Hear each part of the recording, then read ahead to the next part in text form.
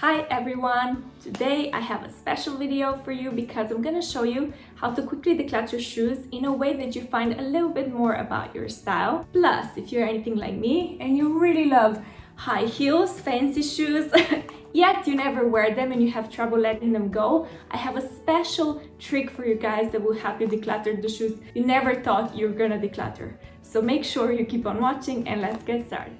As I told you, I'm a shoe lover, so when I started my decluttering journey, I had more than 100 pairs of shoes. Can you imagine? That was so stressful, but I really love how they look, how they transform the outfits. So when I was decluttering, I did my best to kind of let things go, but this is probably the hardest category that I had to declutter. And I was kind of fed up with it, so I said to my husband, okay, enough, let me see what's going on. And I took all my shoes out, I put them all on the floor, and I started rearranging them. And I spontaneously discovered this little system that really helps with shoe decluttering, and that is exactly what I'm gonna show you today. So the step one is to create the shoe layout I'm talking about. And for that, we're gonna need 4 different rows. The first row is shoes you wear all the time and you absolutely love. This should be a no-brainer. If you're thinking about it, do I love it? Then it's probably in another row. Now the second row is shoes you wear quite often, but you're not absolutely in love with them. Maybe they're not as comfortable or your lifestyle doesn't allow it, so just put it in the second row. Then the third row is special occasion shoes. So shoes you wear once to 10 times a year. If you have something that you wear 15 or 20 times a year, then it should probably be in the second row. And then we have the fourth row, and you have to be honest here, okay? I know, I've been there, I had a lot of shoes in fourth row. The shoes you didn't wear ever, or shoes that you haven't worn in the last year. So those are the 4 rows. Take your time with this one, prepare your area before you start this, and put on some music to make it more enjoyable. Now let's go to the step 2 where we analyze what's going on. For that, I suggest you take a piece of paper and just look at the 4 different rows. Look at commonalities of each and every row. So the first one, look, what is the comfort level? What is the color? Is there a specific style you go for? Look at what are the commonalities.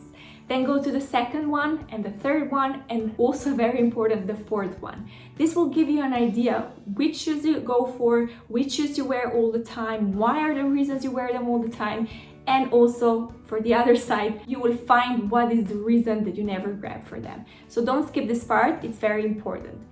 Now the third step is to declutter your shoe collection. Because we have everything in 4 different rows, this should be very straightforward. The fourth row obviously should go. Now with the third row, I suggest you keep 1 to 3 special occasion pairs that you absolutely love, that they are versatile and they will go with most of your outfits, and declutter the rest. And with the first 2 rows, it really is up to you. The first row obviously can stay, but with the second row, if you have some duplicates or some items that maybe are worn out, this is the time to declutter them. And if along the way in any of these rows you find pairs that you are unsure of, that you don't want to declutter or you have trouble letting go, don't worry, just set them aside and I will tell you what to do with them in the next step. The step 4 is already here. I didn't give you any time, did I? I'm evil with my decluttering hacks. But basically with shoes you're unsure of and you have trouble letting them go, you will do what I call a test drive. Before you do that, let me know, do you have any shoes like that and what is the main reason you keep them? What is your excuse? I would really love to know because it's just funny to me. How we keep things that we don't wear, it's just funny. So let me know.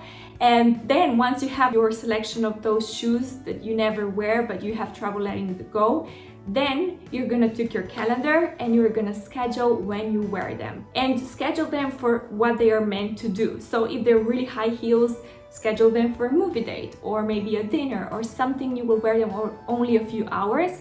And you have shoes that are meant to be worn every day for a long day or a work day, schedule them for your work day. You can also leave the schedule down in the comment if you want more accountability. Let me know which pair you're gonna wear which day and you can come back to me and let me know how that went on. And it doesn't matter if you have 5 pairs, 10 pairs, 15 pairs, I don't care. Do that with every single pair. That's it. I know it sounds simple, it may sound silly, but it works.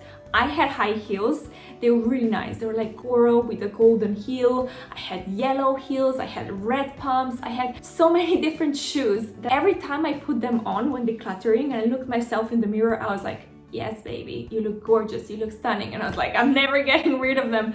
But then when it was time to go out, I didn't grab for them. And I did the test, I did what I told you just now, and I scheduled them into my calendar. I wore them out, I came home and I was like, yeah, they can go.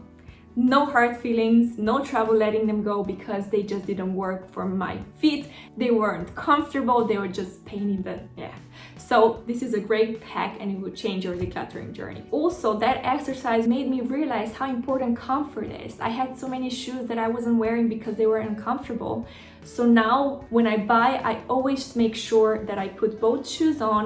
I close my eyes because it's much easier to sense how you feel in your shoes, and I walk around the store. This is a priority to me. Also, it's best to shop later in the day because in the morning, our feet are not as swollen. So as we walk throughout the day, our feet get a little bit bigger. So it's best to kind of shop for them later in the day. So that's also another tip for you guys when shopping. This is it for today. I truly hope this is useful. And if you have any video suggestions or you have decluttering questions, style questions, feel free to leave me a comment down below. Don't forget to subscribe and see you next time. Bye!